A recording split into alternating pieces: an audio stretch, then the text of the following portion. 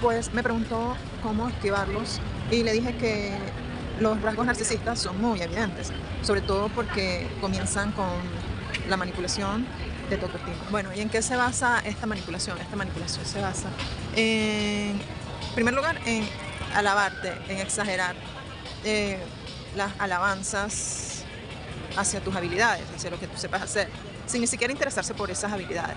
Simplemente necesita capturar tu atención y desde ahí puedes controlarte, porque eso es básicamente un narcisista, un dispositivo de control. Y pues esta es la primera señal de alerta y se trata de una de las caras de la moneda, porque sabemos que la otra cara es la del desprecio y la de socavar tu confianza.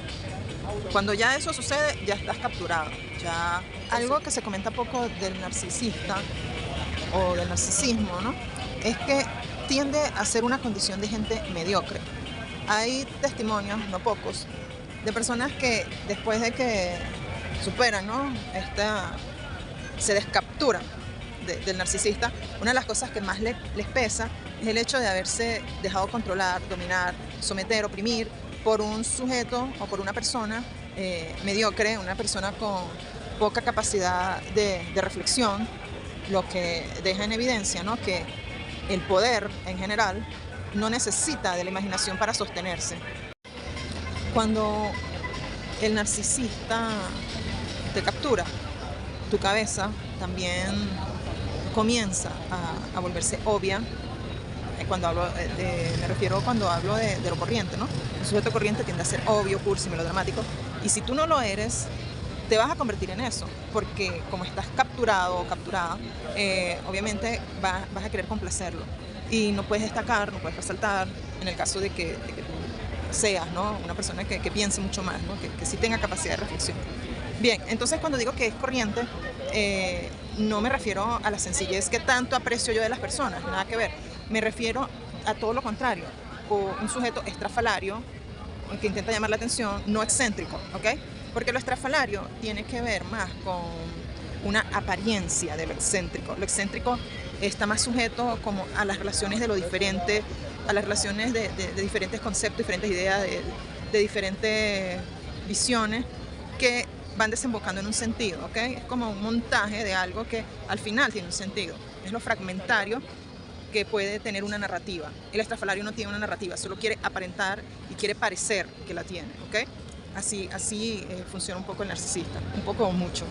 Bien, entonces se trata de eso, es lo aparente de lo estrafalario frente a la diferencia de lo excéntrico, de lo que está lejos del centro, lejos de lo común. Bien, entonces hay posibilidades de descapturarse, ¿no? De este dispositivo de control que es el narcisista. Sí lo hay, no es fácil, obviamente es bastante complejo, porque el narcisista ha hecho su trabajo desde la raíz, ¿ok? Entonces esa raíz hay que desestabilizarla. Y para ello, bueno, obviamente lo principal es cultivar la autoestima.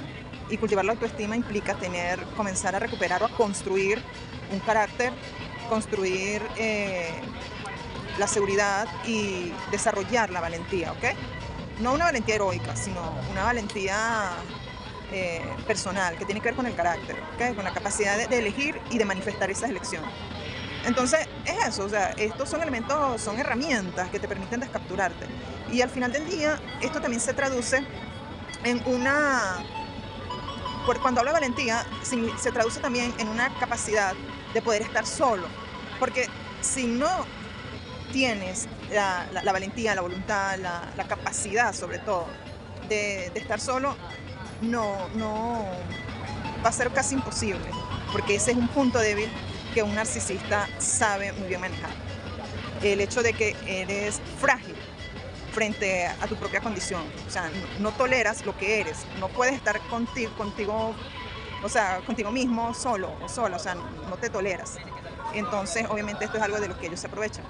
Y mientras no desarrolles esa valentía hacia la soledad, simplemente pues te van a seguir haciendo papilla, o sea, vas a seguir en esas redes, vas a seguir capturado o capturada. Se trata entonces de construir, de desarrollar estas herramientas.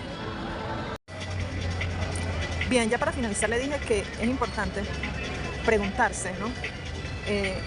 Por el origen de cómo se cayó en las redes del narcisista.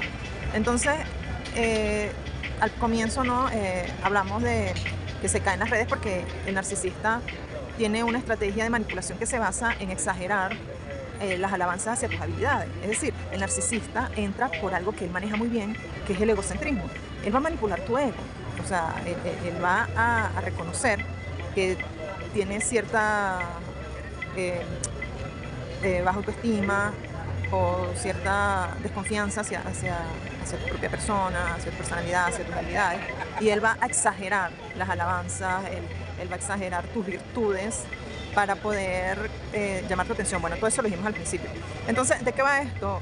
Este comentario final que le dije, que es importante también reconocer que no necesitamos llenar nuestro ego de esas alabanzas. O sea, hay que reconocer que no necesitamos ser adulados, o sea, porque si aceptamos la adulación, de alguna manera estamos respondiendo a la misma mediocridad que constituye al narcisismo, ¿ok? Porque al ser exagerado, ¿ok? El criterio sobre tus virtudes, sobre tus habilidades, tus destrezas, pues obviamente es ficticio, porque obviamente es exagerado, ¿no?